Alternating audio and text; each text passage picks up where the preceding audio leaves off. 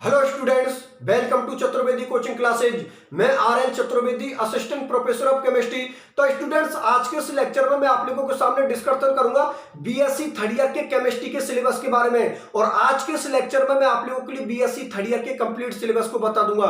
देखो, मैं आप लोगों के लिए बता देता हूं कि ये जो मैं सिलेबस बताने वाला हूं, ये मैं राजस्थान यूनिवर्सिटी के अकॉर्डिंग बताने वाला हूं। तो जो अदर यूनिवर्सिटी के स्टूडेंट्स हैं, उनका भी सेम ही सिलेबस होगा।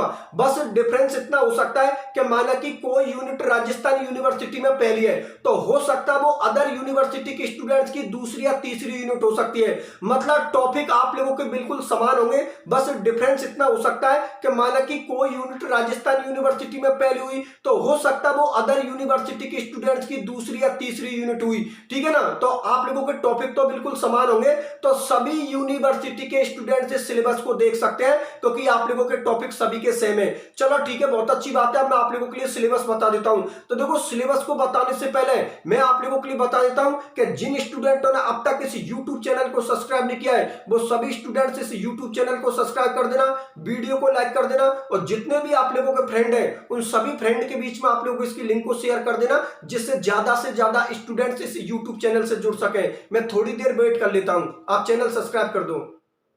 कर दिया? चलो ठीक है, बहुत अच्छी बात है। अब मैं मेरी क्लास को स्टार्ट करता हूं। तो देखो, मैं आप लोगों के लिए बता देता हूं, बीएससी थर्ड ईयर के अंदर केमिस्ट्री के आप लोगों के 3 पेपर चलते हैं। पहला पेपर आप लोगों का इनऑर्गेनिक केमिस्ट्री का होता है, वो आप लोगों का 33 नंबर का होता है। दूसरा पेपर आप लोगों का ऑर्गेनिक केमिस्ट्री का होता है, वो भी आप लोगों का 33 नंबर का होता है। तीसरा पेपर आप लोगों का फिजिकल केमिस्ट्री का होता है, और ये आप लोगों का 34 नंबर का होता है। तो जो आप लोगों का टोटल नंबर हुआ, थ्योरी का जो टोटल नंबर हुआ, वो आप लोगों का 100 नंबर हुआ, और प्रैक्टिकल आप लोगों के 50 नंबर के हुए। ठीक है ना? प्रैक्टिकल आप लोगों के 50 नंबर के हुए, तो कुल मिलाकर एक सब्जेक्ट आप लोगों की, जैसे कि केमिस्ट्री 150 नंबर की हो गई। तो जो स्टूडेंट बायो के हैं, उनके लिए केमिस्ट्री 150 की हो गई, बॉटनी 150 की हो गई, और जूलॉजी 150 की हो गई। तो टोटल जो आप लोगों का पूर्णांक होगा, वो 450 नंबर का होगा। और जो मैथ वाले स्टूडेंट्स हैं, उनके भी 3 सब्जेक्ट चलती हैं। एक आप लोगों की फिजिक्स चलती है, वो भी 150 नंबर की होती है। एक आप लोगों की केमिस्ट्री चलती है, वो भी आप लोगों की 150 नंबर की होती है। और एक आप लोगों की मैथ चलती है, वो भी आप लोगों की 150 नंबर की होती है। ठीक है ना? तो उनका भी सेम पूर्णांक होगा। बायो वाले स्टूडेंट्स का भी 450 नंबर का पूर्णांक होगा, और मैथ वाले स्टूडेंट्स का भी 450 नंबर का पूर्णांक होगा। और ये जो केमिस्ट्री सब्जेक्ट है, ये दोनों के अंदर कॉमन चलती है। इसको बायो वाले स्टूडेंट्स भी पढ़ते हैं, और इसको मैथ वाले स्टूडेंट्स भी पढ़ते हैं। मैं यहाँ पर बोर्ड पर आप लोगों के सामने लिख देता हूं। मैंने आप लोगों के सामने अभी डिस्कशन किया है कि जो आप लोगों का पहला पेपर है, ठीक है ना, जो आप लोगों का पहला पेपर है, तो पहला पेपर आप लोगों का इनऑर्गेनिक केमिस्ट्री का है। ठीक है ना? पहला पेपर आप लोगों का इनऑर्गेनिक केमिस्ट्री का है, जो कि आप लोगों का 33 नंबर का है। ठीक है ना? पहला पेपर इनऑर्गेनिक केमिस्ट्री का है, ये आप लोगों का 33 नंबर का है। दूसरा पेपर है, वो आप लोगों का ऑर्गेनिक केमिस्ट्री का है। ठीक है ना? पेपर सेकंड आप लोगों का ऑर्गेनिक केमिस्ट्री का है, ऑर्गेनिक केमिस्ट्री का, और ये भी आप लोगों का कितने का? 33 नंबर का। ठीक है ना? 33 नंबर का है। चलो ठीक है। और तीसरा पेपर है, वो आप लोगों का फिजिकल केमिस्ट्री का है। ठीक है ना? जो आप लोगों का पेपर थर्ड है, वो आप लोगों का फिजिकल केमिस्ट्री का है, फिजिकल केमिस्ट्री, फिजिकल केमिस्ट्री, और ये आप लोगों का 34 नंबर का है। ठीक है ना? फिजिकल केमिस्ट्री का आप लोगों का पेपर कितने नंबर का है? 34 नंबर का। तो टोटल जो पेपर का हो गया, वो आप लोगों का कितने का हो गया? 100 नंबर का हो गया। मतलब ये 100 नंबर की आप लोगों की थ्योरी हो गई, और 50 नंबर का आप लोगों का प्रैक्टिकल हो गया। ठीक है ना? प्रैक्टिकल आप लोगों का 50 नंबर का हो गया। ठीक है ना? प्रैक्टिकल आप लोगों का 50 नंबर का हो गया। तो कुल मिलाकर एक सब्जेक्ट आप लोगों की 150 नंबर की हो गई। 100 नंबर के तो आप लोगों के पेपर हो गए, और 50 नंबर के आप लोगों के प्रैक्टिकल हो गए। तो कुल मिलाकर एक सब्जेक्ट आप लोगों की 150 नंबर की हो गई। बात समझ में आ गई ना? कि 100 नंबर तो आप लोगों की थ्योरी के पेपर हो गए, और 50 नंबर का आपका प्रैक्टिकल हो गया। तो कुल मिलाकर एक सब्जेक्ट, जैसे कि यहां पर मैं बात किसकी कर रहा हूं? केमिस्ट्री की कर रहा हूं, तो ये 150 नंबर की हो गई। अब मैं आप लोगों के लिए पासिंग मार्किंग बता देता हूं कि इन 150 नंबर में से हम लोगों को पासिंग मार्किंग कितना लाना होता है। तो देखो, सबसे पहले तो मैं आप लोगों के लिए इनके बता देता हूं कि यहां पर 100 नंबर में से जो आप लोगों को पासिंग मार्किंग लाने होते हैं, वो 36 नंबर लाने होते हैं। ठीक है ना? 36 नंबर आप लोगों का पासिंग मार्किंग होता है। 100 नंबर में से 36 नंबर आप लोगों का पासिंग मार्किंग होता है। और ये 36 नंबर आप लोग कैसे भी ला सकते हो, इससे कोई फर्क नहीं पड़ता पड़ता कि एक सब्जेक्ट में आप लोगों के कम नंबर आ रहे हैं या एक सब्जेक्ट में आप लोगों के ज्यादा नंबर आ रहे हैं, इससे कोई भी फर्क नहीं पड़ता। कुल मिलाकर आपका टोटल 100 में से 36 नंबर होना चाहिए। अगर आपके 100 में से 36 नंबर आ रहे हैं तो आप पासिंग मार्किंग में जा रहे हो। बात समझ में आ गई ना। और अगर मैं पर पेपर की बात करूं तो पर पेपर में जो आप लोगों का पासिंग मार्किंग होगा वो 12 नंबर होगा। मतलब ये इनऑर्गेनिक केमिस्ट्री का यहां पर भी पासिंग मार्किंग 12 नंबर होगा, ऑर्गेनिक केमिस्ट्री में यहां पर भी आप लोगों का पासिंग मार्किंग 12 नंबर होगा, और ये फिजिकल केमिस्ट्री में यहां पर भी आप लोगों का पासिंग मार्किंग 12 नंबर होगा। ठीक है ना। तो कुल मिलाकर आप लोगों को 100 में से 36 नंबर लाने, एक सब्जेक्ट में ज्यादा आ जाए या एक सब्जेक्ट में कम आ जाए उससे कोई भी फर्क नहीं पड़ता। टोटल नंबर आप लोगों का 36 होना चाहिए। और जो आप लोगों के प्रैक्टिकल 50 नंबर के हैं, ठीक है ना, प्रैक्टिकल आप लोगों के 50 नंबर के हैं, इसमें जो आप लोगों का पासिंग मार्किंग है वो आप लोगों का कितना है, 18 नंबर। ठीक है ना। प्रैक्टिकल का जो पासिंग मार्किंग है वो आप लोगों का 18 नंबर है। इसका मतलब ये हुआ कि जो 150 नंबर हुए उनमें जो कंप्लीट पासिंग मार्किंग होगा वो आप लोगों का 54 नंबर होगा। बात समझ में आ गई ना। मतलब 36 नंबर तो आप लोगों के पेपर की थ्योरी के नंबर हो गए, ठीक है ना, 18 नंबर आप लोगों के प्रैक्टिकल हो गए। तो टोटल 150 में से जो आप लोगों का पासिंग मार्किंग होगा वो आप लोगों का 54 नंबर होगा। बात मेरी आप लोगों को समझ में आ गई। चलो ठीक है, बहुत अच्छी बात है। अब मैं पेपर पैटर्न के बारे में बता देता हूं कि पेपर पैटर्न आप लोगों का किस तरीका से होता है। तो देखो, आप बीएससी थर्ड ईयर के स्टूडेंट्स हो, आप लोग बीएससी फर्स्ट ईयर की भी एग्जाम दिए, आप लोगों ने बीएससी सेकंड ईयर की भी एग्जाम दिए, आप लोगों को पता कि पेपर पैटर्न किस तरीका से होता है। पेपर पैटर्न इस तरीका से होता है कि आप लोगों की यूनिट लिखी होती है, जैसे कि यहां पर दे रखी है यूनिट फर्स्ट, ठीक है ना, यूनिट फर्स्ट आप लोगों के लिए दे रखी है और उसमें दे रखा है क्वेश्चन नंबर 1 और यहां पर दे रखा है क्वेश्चन नंबर 2 और बीच में अथवा लिखा होता है, ठीक है ना। इसका मतलब ये हुआ कि एक यूनिट से हम लोगों से 2 क्वेश्चन पूछे जाते हैं। तो कॉमन सी बात है, प्रत्येक पेपर में आप लोगों की 5 यूनिट होती हैं, जैसे कि इनऑर्गेनिक केमिस्ट्री में भी आप लोगों की 5 यूनिट होती हैं, ऑर्गेनिक केमिस्ट्री में भी आप लोगों की 5 यूनिट होती हैं और फिजिकल केमिस्ट्री में भी आप लोगों की 5 यूनिट होती हैं। तो टोटल यूनिट आप लोगों की कितनी हो गई, 15 हो गई। मतलब एक पेपर में आप लोगों की 5 यूनिट हो गई। तो पेपर पैटर्न इस तरीका से होता है कि एक यूनिट से आप लोगों से 2 क्वेश्चन पूछे जाते हैं। तो कॉमन सी बात है, 5 यूनिट से आप लोगों से 10 क्वेश्चन पूछे जाते हैं, ठीक है ना। लेकिन एग्जाम में आप लोगों को केवल 5 क्वेश्चन ही सॉल्व करने होते हैं। मतलब एक यूनिट से आप लोग केवल एक क्वेश्चन को ही सेलेक्ट कर सकते हो। जैसे कि इस तरीका से पेपर आएगा, यहां पर लिख दिया unit first they the, question number 1 दे दिया, क्वेश्चन नंबर 2 दे दिया और बीच में लिख दिए अथवा। इसका मतलब ये हुआ, अगर आपको क्वेश्चन नंबर 1 आ रहा है तो आप लोग क्वेश्चन नंबर 1 को कर दो, अगर आपको क्वेश्चन नंबर 1 नहीं आ रहा है तो आप लोग क्वेश्चन नंबर 2 को कर सकते हो, ठीक है ना। मतलब 2 क्वेश्चनों में से आप लोगों को केवल एक क्वेश्चन ही सेलेक्ट करना होगा। तो 5 यूनिट से 10 क्वेश्चन पूछे जाएंगे, तो पर यूनिट से एक क्वेश्चन सेलेक्ट करते हुए आप लोगों को 5 क्वेश्चनों के जवाब देने हैं। बात समझ में आ गई ना। और बाकी का जो आप लोगों का पेपर का जो टाइम है, ठीक है ना, पेपर का जो आप लोगों का टाइम है वो आप लोगों का 3 घंटे है, ठीक है ना। पेपर का जो टाइम है वो आप लोगों का 3 घंटे है। 3 घंटे के अंदर हम लोगों को 5 क्वेश्चन सॉल्व करने होते हैं। बात मेरी आप लोग समझ में आ गई ना। एक बार मैं फिर से आप लोगों के लिए बता देता हूं। देखो, जो आप लोगों की केमिस्ट्री है, केमिस्ट्री सब्जेक्ट के अंदर आप लोगों के 3 पेपर चलते हैं। पहला पेपर आप लोगों का इनऑर्गेनिक केमिस्ट्री का होता है, जो कि आप लोगों का 33 नंबर का होता है। दूसरा पेपर आप लोगों का ऑर्गेनिक केमिस्ट्री का होता है, ये भी आप लोगों का 33 नंबर का होता है। तीसरा पेपर आप लोगों का फिजिकल केमिस्ट्री का होता है और ये आप लोगों का 34 नंबर का होता है। तो जो थ्योरी का जो आप लोगों का कंप्लीट पूर्णांक हुआ वो कितने का हुआ, 100 नंबर का हुआ। 100 में से आप लोगों का पासिंग मार्किंग कितना होगा, 36 नंबर होगा। 50 नंबर के आप लोगों के प्रैक्टिकल होंगे, जिनमें पासिंग मार्किंग आप लोगों का कितना होगा, 18। तो 100 नंबर तो आपके थ्योरी के हो गए और 50 नंबर आपके प्रैक्टिकल हो गए। तो एक सब्जेक्ट आप लोगों की कितने की हो गई, 150 नंबर की हो गई। इन 150 नंबर में से आप लोगों की 54 नंबर पासिंग मार्किंग होगी, जिसमें 36 नंबर तो आप लोगों को थ्योरी में लाने होंगे, मतलब पेपर में, और 50 नंबर में से 18 नंबर आप लोगों को प्रैक्टिकल में लाने होंगे। बात समझ में आ गई ना। फिर मैंने डिस्कशन किया था एग्जाम में पेपर पैटर्न क्या है। तो पेपर पैटर्न के बारे में आप लोगों को पता है, एक यूनिट से 2 क्वेश्चन पूछे जाते हैं और हम लोगों को केवल एक क्वेश्चन का ही जवाब देना होता है। इसका मतलब 5 यूनिटों से हम लोगों से 10 क्वेश्चन पूछे जाते हैं, लेकिन हम लोगों को एग्जाम में 5 क्वेश्चनों का ही जवाब देना होता है। मतलब एक यूनिट से हम केवल एक क्वेश्चन को ही सेलेक्ट कर सकते हैं। बात समझ में आ गई ना। और ये जो हम लोगों के लिए एग्जाम में टाइम मिलता है वो हम लोगों को 3 घंटे का टाइम मिलता है। 3 घंटे के अंदर हम लोगों को अपने 5 क्वेश्चन सॉल्व करने होते हैं। बात समझ में आ गई। चलो ठीक है, बहुत अच्छी बात है। तो ये तो आप लोगों का सिलेबस हो गया, पेपर पैटर्न हो गया। अब मैं डिस्कशन करता हूं क्या जो आप लोगों की इनऑर्गेनिक केमिस्ट्री की जो 5 यूनिट है उनके नाम क्या है, ऑर्गेनिक केमिस्ट्री की जो 5 यूनिट है उनके नाम क्या है, और फिजिकल केमिस्ट्री की जो आप लोगों की 5 यूनिट है उनके नाम क्या है। तो मैं एक काम करता हूं, सबसे पहले मैं पेपर फर्स्ट के बारे में डिस्कशन करूंगा जो कि इनऑर्गेनिक केमिस्ट्री का है। तो इनऑर्गेनिक केमिस्ट्री की 5 यूनिटों को आप लोगों के लिए बता देता हूं कि बीएससी थर्ड ईयर के आप लोगों के सिलेबस में इनऑर्गेनिक केमिस्ट्री की 5 यूनिट कौन कौन सी दे रखी हैं। तो देखिए आप लोग बोर्ड की तरफ, इनऑर्गेनिक केमिस्ट्री की 5 यूनिटों को आप लोगों के लिए बता देता हूं, ठीक है ना।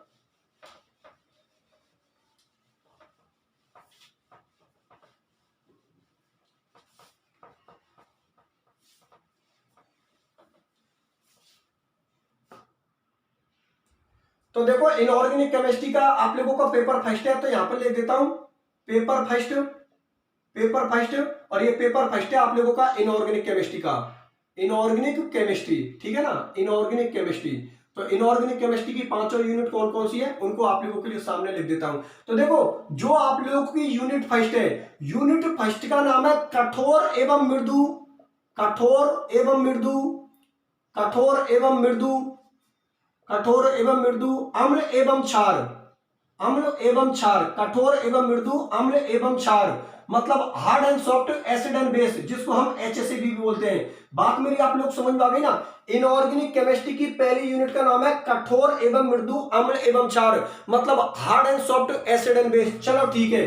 जो आप लोगों की यूनिट सेकंड है, यूनिट सेकंड का नाम है आप लोगों का संक्रमण धातु संकुलन में धातु लिगैंड बंधन। लिख देता हूं आप लोगों के सामने, यूनिट सेकंड का नाम है संक्रमण धातु संकुलों में, संक्रमण धातु संकुलों में, संक्रमण धातु संकुलों में, संकुलों में धातु लिगैंड बंधन, धातु लिगैंड बंधन, धातु लिगैंड बंधन, ठीक है ना, धातु लिगैंड बंधन, मतलब metal ligand bonding in transistor metal complex. एक बार फिर से मैं आप लोगों के लिए बता देता हूं, इनऑर्गेनिक केमिस्ट्री की जो आप लोगों की सेकंड यूनिट है उसका नाम है संक्रमण धातु संकुलन में धातु लिगैंड बंधन, मतलब metal ligand bonding in transistor metal complex. चलो ठीक है, बहुत अच्छी बात है। यूनिट थर्ड को बता देता हूं। तो देखो यूनिट थर्ड का नाम है आप लोगों का संक्रमण धातु संकुलन का इलेक्ट्रॉनिक स्पेक्ट्रा। यहां पर लिख देता हूं, यूनिट थर्ड का नाम है संक्रमण धातु संकुलों का, संक्रमण धातु संकुलों का, संक्रमण धातु संकुलों का इलेक्ट्रॉनिक स्पेक्ट्रा, इलेक्ट्रॉनिक स्पेक्ट्रा, ठीक है ना, इलेक्ट्रॉनिक स्पेक्ट्रा, इलेक्ट्रॉनिक स्पेक्ट्रा, मतलब electronic spectra of transistor metal complex. ये आप लोगों की यूनिट थर्ड है। यूनिट जो आप लोगों की फोर्थ है, यूनिट फोर्थ का आप लोगों का नाम है कार्बधात्विक रसायन, कार्बधात्विक, कार्बधात्विक रसायन, मतलब ऑर्गेनोमेटेलिक केमिस्ट्री, ठीक है ना। यूनिट 4 का नाम है आप लोगों का कार्बधात्विक रसायन, मतलब ऑर्गेनोमेटेलिक केमिस्ट्री। और जो आप लोगों की यूनिट 5 है, ठीक है ना, यूनिट 5 का नाम है जैव अकार्बनिक रसायन, जैव अकार्बनिक रसायन, जैव अकार्बनिक रसायन, इसको हम बोलते हैं बायो इनऑर्गेनिक केमिस्ट्री। तो देखो एक बार फिर बोर्ड की तरफ देखना, एक बार फिर से मैं आप लोगों के लिए बता देता हूं, जो आप लोगों का पेपर फर्स्ट है उसका नाम है इनऑर्गेनिक केमिस्ट्री। इनऑर्गेनिक केमिस्ट्री की 5 यूनिट मैंने आप लोगों को सामने लिख दी, ठीक है ना। यूनिट फर्स्ट का नाम है कठोर एवं मृदु, अम्ल एवं क्षार, मतलब hard and soft, acid and base. Unit जो आप लोगों की सेकंड है उसका नाम है संक्रमण धातु संकुलन में धातु लिगैंड बंधन, मतलब metal ligand bonding in transistor metal complex. Unit third का नाम है संक्रमण धातु संकुलों का इलेक्ट्रॉनिक स्पेक्ट्रा, मतलब electronic spectra of transistor metal complex. Unit fourth का नाम है कार्बधात्विक रसायन, मतलब ऑर्गेनोमेटेलिक केमिस्ट्री। और यूनिट 5 का नाम है जैव अकार्बनिक रसायन, मतलब बायो इनऑर्गेनिक केमिस्ट्री। तो ये 5 यूनिट आप लोगों की इनऑर्गेनिक केमिस्ट्री की हो गई। अब मैं डिस्कशन करूंगा ऑर्गेनिक केमिस्ट्री की यूनिटों के बारे में। तो ऑर्गेनिक केमिस्ट्री की 5 यूनिट कौन कौन सी है उनको भी आप लोगों के सामने लिख देता हूं। तो देखिए बोर्ड की तरफ, ऑर्गेनिक केमिस्ट्री की 5 यूनिटों को भी आप लोगों के सामने लिख देता हूं।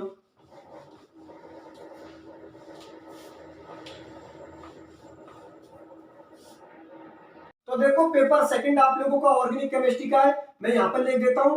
पेपर जो आप लोगों का सेकंड है वो ऑर्गेनिक केमिस्ट्री का है, ठीक है ना।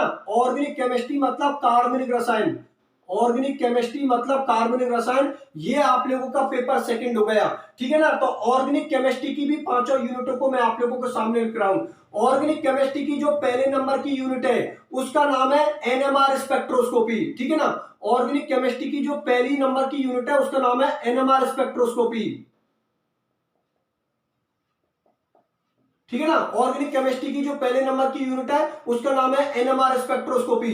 ऑर्गेनिक केमिस्ट्री की जो सेकंड यूनिट है उसका नाम है विषम चक्रीय यौगिक, मतलब हेट्रोसाइक्लिक कंपाउंड। विषम चक्रीय यौगिक, विषम चक्रीय यौगिक मतलब हेट्रोसाइक्लिक कंपाउंड। ये ऑर्गेनिक केमिस्ट्री की सेकंड यूनिट है। ऑर्गेनिक केमिस्ट्री की जो आप लोगों की थर्ड यूनिट है उसका नाम है कार्बोहाइड्रेट। ऑर्गेनिक केमिस्ट्री की जो थर्ड यूनिट है उसका नाम है कार्बोहाइड्रेट। ठीक है ना, और ऑर्गेनिक केमिस्ट्री की जो आप लोगों की फोर्थ यूनिट है उसमें 4 टॉपिक दे रखे हैं आप लोगों के। एक तो एमिनो अम्ल का दे रखा है, एमिनो अम्ल। एक दे रखा है आप लोगों का पेप्टाइड, एक दे रखा है एमिनो अम्ल। एक दे रखा है आप लोगों का पेप्टाइड, एक दे रखा है आप लोगों का प्रोटीन, और एक दे रखा है आप लोगों का न्यूक्लिक एसिड। ठीक है ना, ये चारों टॉपिक आप लोगों के यूनिट 4 के अंदर दे रखे हैं।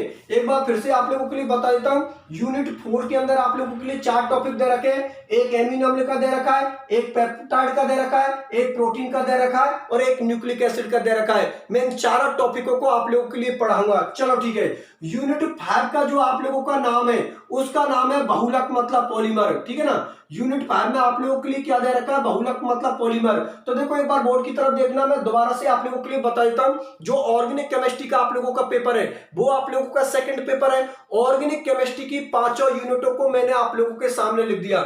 ऑर्गेनिक केमिस्ट्री की जो पहले नंबर की यूनिट है उसका नाम है एनएमआर स्पेक्ट्रोस्कोपी। तो देखो जब मैंने आप लोगों को बीएससी सेकंड ईयर में पढ़ाया था तो बीएससी सेकंड ईयर में मैंने आप लोगों के लिए 2 स्पेक्ट्रोस्कोपी पढ़ाई थी, एक तो यूवी स्पेक्ट्रोस्कोपी और एक आईआर स्पेक्ट्रोस्कोपी। ठीक है ना, ये दोनों ही स्पेक्ट्रोस्कोपी आप लोगों के बीएससी सेकंड ईयर के सिलेबस में दे रखी थी, एक तो यूवी स्पेक्ट्रोस्कोपी और एक आईआर स्पेक्ट्रोस्कोपी। और जो आप लोगों के तीसरे नंबर की स्पेक्ट्रोस्कोपी है एनएमआर स्पेक्ट्रोस्कोपी, इसका डिस्कशन बीएससी थर्ड ईयर में कर रखा है। ठीक है ना, मतलब बीएससी थर्ड ईयर की जो ऑर्गेनिक केमिस्ट्री है उसकी पहली यूनिट कौन है आप लोगों की, एनएमआर स्पेक्ट्रोस्कोपी। तो मैं एनएमआर स्पेक्ट्रोस्कोपी के बारे में आप लोगों के सामने डिस्कशन करूंगा। यूनिट जो आप लोगों की सेकंड है उसका नाम है विषम चक्रीय यौगिक मतलब हेट्रोसाइक्लिक कंपाउंड। यूनिट थर्ड का नाम है कार्बोहाइड्रेट।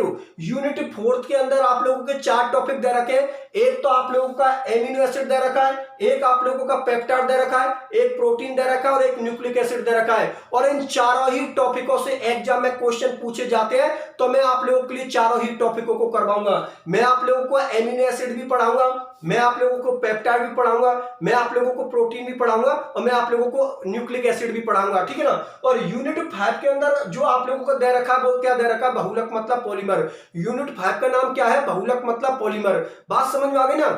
तो ये 5 यूनिट किसकी हो गई, ऑर्गेनिक केमिस्ट्री की। अब मैं डिस्कशन करूंगा फिजिकल केमिस्ट्री के बारे में। आपको पता है फिजिकल केमिस्ट्री का पेपर आप लोगों का थर्ड है, तो फिजिकल केमिस्ट्री की 5 यूनिट कौन कौन सी है उनको भी मैं आप लोगों के लिए बता देता हूं। तो देखिए बोर्ड की तरफ, फिजिकल केमिस्ट्री की भी 5 यूनिटों को आप लोगों के लिए बता देता हूं, तो देख लो।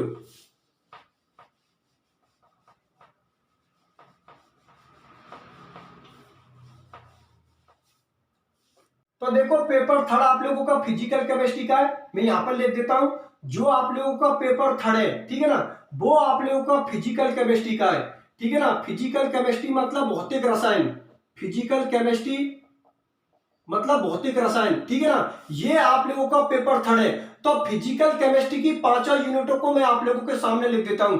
फिजिकल केमिस्ट्री की जो पहले नंबर की यूनिट है उसका नाम है क्वांटम रसायन। ठीक है ना, फिजिकल केमिस्ट्री की जो आप लोगों की पहले नंबर की यूनिट है उसका नाम है क्वांटम रसायन मतलब क्वांटम केमिस्ट्री। फिजिकल केमिस्ट्री की जो आप लोगों की यूनिट सेकंड है उसका नाम है एमओटी। ठीक है ना, फिजिकल केमिस्ट्री की जो सेकंड यूनिट है उसका नाम है एमओटी। फिजिकल केमिस्ट्री की जो आप लोगों की थर्ड यूनिट है उसका नाम है स्पेक्ट्रोस्कोपी। ठीक है ना, फिजिकल केमिस्ट्री की जो यूनिट थर्ड है उसका नाम स्पेक्ट्रोस्कोपी है। और 4 स्पेक्ट्रोस्कोपी आप लोगों के बीएससी थर्ड ईयर के सिलेबस में दे रखी है, तो मैं 4 स्पेक्ट्रोस्कोपियों को आप लोगों के सामने लिख देता हूं। पहले नंबर की स्पेक्ट्रोस्कोपी है जिसका नाम है घूर्णन स्पेक्ट्रोस्कोपी मतलब रोटेशनल स्पेक्ट्रोस्कोपी। घूर्णन स्पेक्ट्रोस्कोपी, घूर्णन स्पेक्ट्रोस्कोपी मतलब रोटेशनल स्पेक्ट्रोस्कोपी। दूसरे नंबर की स्पेक्ट्रोस्कोपी का नाम है कंपन स्पेक्ट्रोस्कोपी मतलब वाइब्रेशनल स्पेक्ट्रोस्कोपी। ठीक है ना।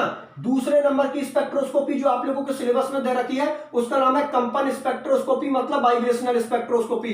तीसरे नंबर की स्पेक्ट्रोस्कोपी का नाम है रमन स्पेक्ट्रोस्कोपी, ठीक है ना। जो तीसरे नंबर की स्पेक्ट्रोस्कोपी है उसका नाम है रमन स्पेक्ट्रोस्कोपी, ठीक है ना।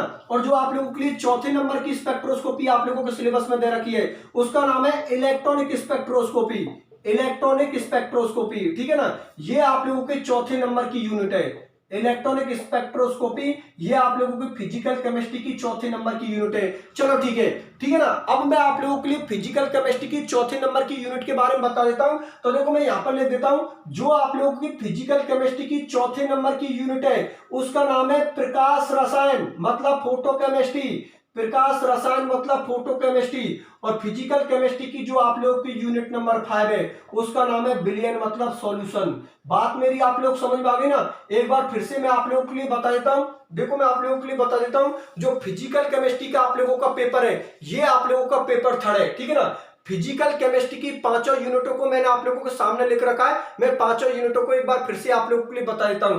तो देखो फिजिकल केमिस्ट्री की जो यूनिट फर्स्ट है उसका नाम है क्वांटम रसायन मतलब क्वांटम केमिस्ट्री। ये जो क्वांटम केमिस्ट्री वाली आप लोगों की यूनिट है ये फिजिक्स में भी दे रखी है और केमिस्ट्री में भी दे रखी है, इसलिए ये यूनिट आप लोगों की कॉमन यूनिट है, ठीक है ना। फिजिक्स के सिलेबस में भी आप लोगों की क्वांटम रसायन दे रखी है और केमिस्ट्री के सिलेबस में भी आप लोगों के लिए क्वांटम रसायन मतलब क्वांटम केमिस्ट्री दे रखी है। चलो ठीक है, यूनिट जो आप लोगों की सेकंड है उसका नाम है एमओटी, मॉलिक्यूलर ऑर्बिटल थ्योरी मतलब अणुकक्षक सिद्धांत। अब देखो मैं आप लोगों के लिए बता देता हूं, ये जो एमओटी वाली यूनिट है इसको आप लोगों को बीएससी फर्स्ट ईयर में भी पढ़ा था और अब आप लोगों के सिलेबस बीएससी थर्ड ईयर में भी दे रखा है। तो मैं आप लोगों के लिए बता देता हूं, बीएससी फर्स्ट ईयर में जो आप लोगों ने एमओटी पढ़ी थी वो इनऑर्गेनिक केमिस्ट्री में पढ़ी थी और अब इस एमओटी को आप किस में पढ़ोगे, फिजिकल केमिस्ट्री में। बात समझ में आ गई ना कि बीएससी फर्स्ट ईयर में जो आप लोगों ने एमओटी पढ़ी थी वो इनऑर्गेनिक केमिस्ट्री में पढ़ी थी और अब जो आप लोग एमओटी पढ़ोगे वो किस में पढ़ोगे, आप लोग फिजिकल केमिस्ट्री में। चलो ठीक है, यूनिट जो आप लोगों की थर्ड है उसका नाम है स्पेक्ट्रोस्कोपी। तो 4 स्पेक्ट्रोस्कोपी आप लोगों के सिलेबस में दे रखे हैं। पहले नंबर की स्पेक्ट्रोस्कोपी का नाम है घूर्णन स्पेक्ट्रोस्कोपी मतलब रोटेशनल स्पेक्ट्रोस्कोपी।